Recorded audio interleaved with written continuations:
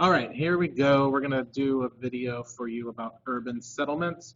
It's easy, concept brief, simple, so hopefully it's something that you'll be able to get and understand relatively quickly. If you do need some extra help after you watch this video, always you can turn to your textbook on page 424 to 425, and then some of the other information will be on page 384 to 387. So that's in our textbook. So let's start. What you're going to learn about today is you'll be able to understand the development and characteristics of cities. We're going to talk about, how cities grow, how they develop, and then some of the characteristics comparing cities to urban settlements. Here's the learning goal. Look over it. At the end, it'll show back up. That's part of your WISC is to tell me where you are on this learning goal. Remember, your goal is you can define urban settlements, and you can discuss how urban areas are different from rural areas. That's where you really need to be focused on that. All right, here's your definitions. Big things. These are the big 4 things that you need to know from this chapter. Big thing is a city.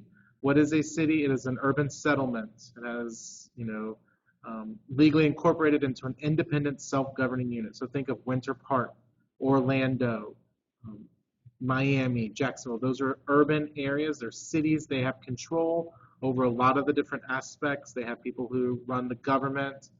They have taxes. They have a lot of essential services like water, trash, police, fire. All of those things are controlled by the city and the city municipal government. You have an urbanized area. It is the city, so like the Orlando area, and then the built-up suburbs. So we're in an Orlando metropolitan area, Orlando, and then it's connected to Winter Park, Maitland.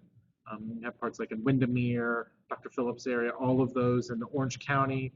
That's not incorporated, meaning it's not part of a city.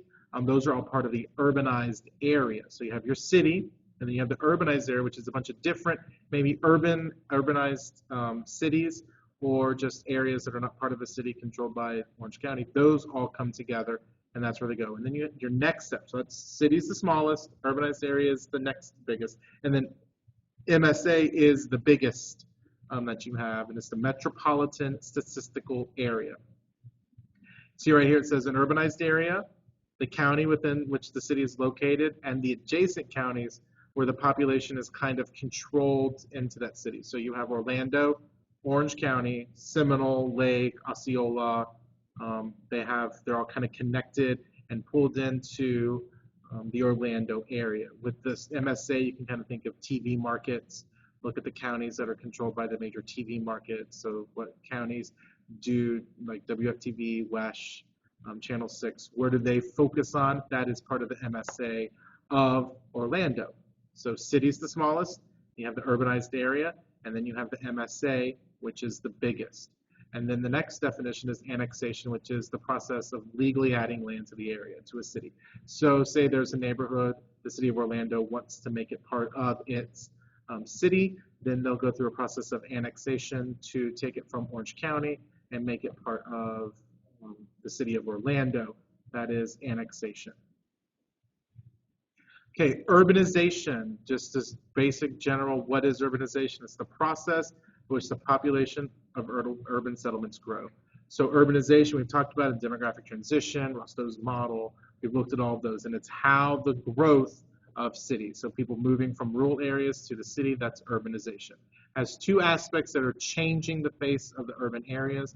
One is the increasing percentage of people in cities and the increasing number of people in cities. Get my notes just a second.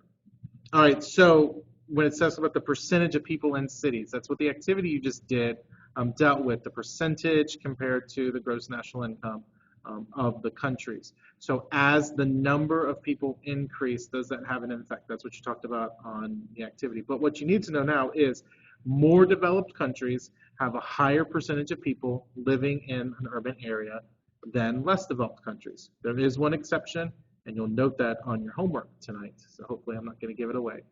So there is a larger percentage of people living in urban settlements in more developed countries than less developed countries. At stage 2, stage 3, people moved in. At this point, basically they've kind of capped out on urban areas. There's not going to be any more percentage of growth. They've kind of come to that point where everyone who wants to live in the city has moved to the city. The people who are choosing to stay in rural settlements have chosen to stay in rural settlements for a variety of reasons, and so they then will not move into the city. So the percent urban isn't going to change a lot in more developed countries. Less developed countries is where you see this huge growth. They're moving more to the city, but you still have a higher percentage of people not in the urban settlements than you do in non-urban settlements. But there's an increasing number of people in cities in your less developed countries. One of the big reasons is population growth. They have this huge abundant population. It's growing. It's getting bigger and bigger, and that's taking place in the urban areas as well as in rural areas. So today and tomorrow in class, you're going to do an activity. We're going to look at how growth of cities and the sheer number of people has changed and over the course of the last century, and compare more developed countries and less developed countries. So that's what we're going to do tomorrow in class to process this information. But you do need to know that there's a large number of people living in the cities are huge in these LDCs.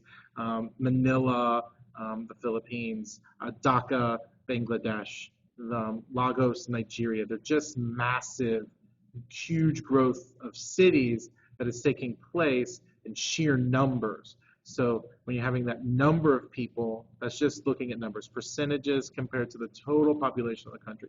So that's the big difference that you have there. So what's the difference between urban areas, the percentage of people living in a country versus the sheer number? That's the big difference.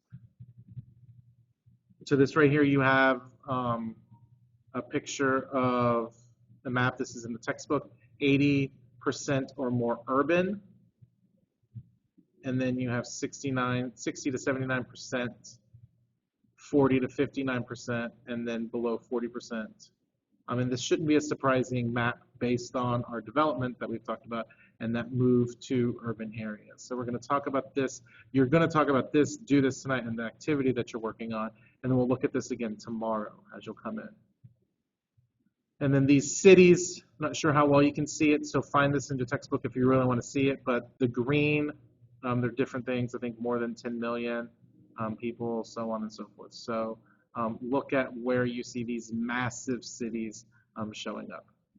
The last thing here is looking at the comparing of rural settlements versus urban settlements. I'm going to ask to see this chart tomorrow, so I really hope that you do it. So rural settlements and urban settlements, the big thing is size.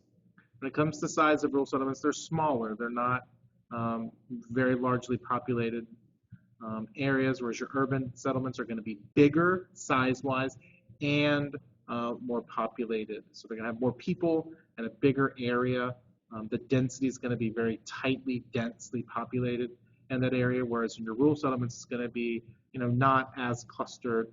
The density is going to be lower than it will be in your urban areas, which is the next thing of density. So your rural areas are going to have a lower density, population density, because you're going to have a lot of like homes and farms and stuff like that. They're going to be big acreages, and they're going to be spread out further and further apart. Whereas in your cities, you're going to have high rises, and in each of those levels, maybe 5, 6, 7, 8, 20 apartments, condos, things like that living on there. Maybe 4 or 5 people in each of those. So in a small plot of land, you're going to have a high population density, as opposed to in the rural settlements, you're not going to have as much.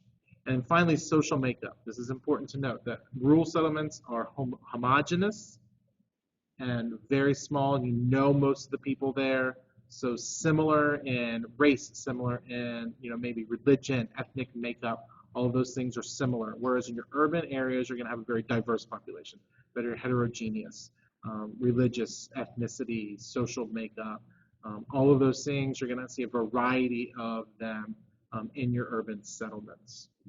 I haven't talked about it yet, but in this section, I always talk about my mom grew up in Perry, Arkansas, population 200 and something.